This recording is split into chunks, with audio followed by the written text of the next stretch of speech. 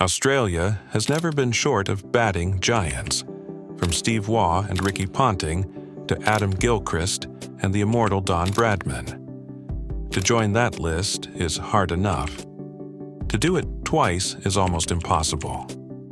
But one man managed it, with cover drives that carved through fields, with fearless big hitting that turned matches on their head. He rose to the top, and then he lost it all. One mistake was enough to push him out of the hearts of fans.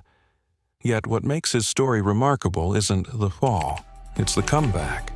Because through grit, hunger, and sheer determination, David Warner rewrote his legacy. This was the journey of David Warner, the boy from Paddington who defied the odds, faced the darkest of days, and rose again to earn his name among Australia's batting greats.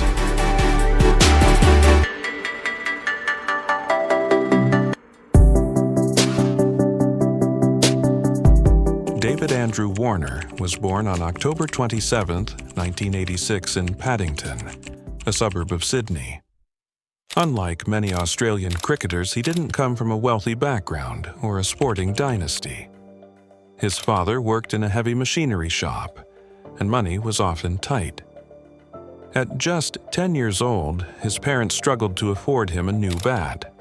But what they did have was belief, especially his mother. In fact, Warner's story could have been very different. At 13, coaches urged him to switch to right-handed batting.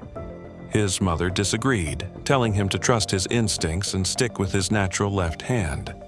That decision shaped one of the most explosive openers the game has ever seen. By his mid-teens, Warner was smashing records in Sydney grade cricket. At 15, he was already playing for the Eastern Suburbs Club, and soon he was touring with Australia's under-19. Warner didn't just break into cricket, he shattered tradition. In 2009, before he had even played a single first-class match, he was picked to play for Australia in a T20 against South Africa, and what a debut it was. Facing one of the strongest bowling attacks in the world, Warner blasted 89 runs off just 43 balls, registering the second fastest T20 50 at the time. Overnight, he went from a domestic hopeful to the new face of Australian cricket. What made Warner so different? Aggression. Pure, fearless aggression. Leading into a test match, just to get volume of concentration, a bit of fatigue with a new ball, and watch the ball. Whether it was pace or spin, Warner never backed down. He thrived on taking the attack to the bowlers. His arsenal of shots was wide. I think it's a cover drive, like the squarish cover drive through point. The blistering cut, the flick off the hips, the powerful pull, and his trademark cover drives. Add to that his famous switch hits, and bowlers were left clueless.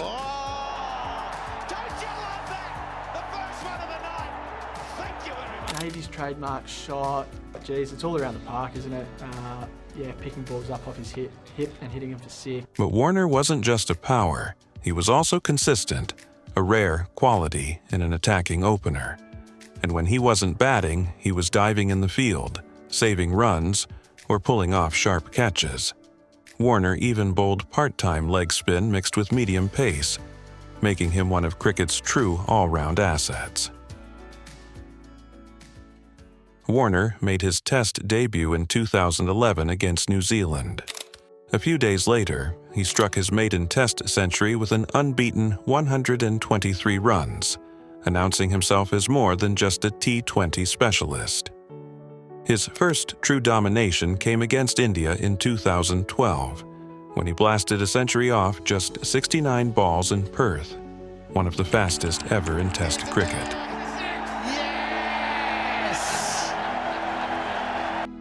Later that year, in the Commonwealth Bank Series, Warner carried Australia to victory with back-to-back centuries in the finals, scoring 311 runs in total. By the mid-2000s, Warner was not only a key Test opener but also a white ball machine. In the 2015 World Cup, held in Australia and New Zealand, he scored a breathtaking 178 against Afghanistan, helping his side march to the title. Warner's reputation also grew in the Indian Premier League. Starting with Delhi Daredevils and then moving to Sunrisers Hyderabad, he became one of the greatest overseas players in IPL history. Over the years, he scored more than 6,000 runs, won the Orange Cap 3 times, and captained SRH to their maiden title in 2016. His aggressive batting at the top made him a fan favorite across India.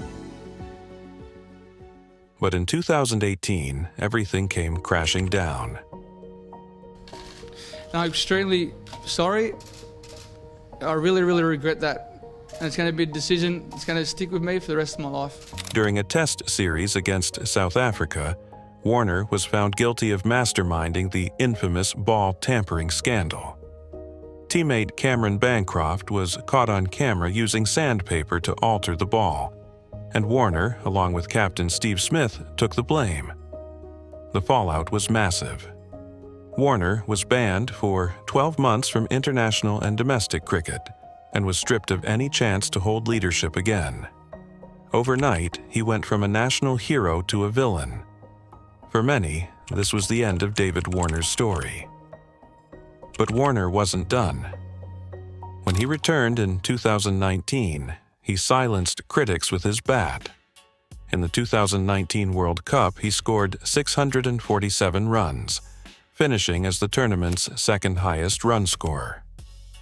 Later, in the 2021 T20 World Cup, he led from the front, scoring 289 runs and winning player of the tournament as Australia lifted the trophy for the first time.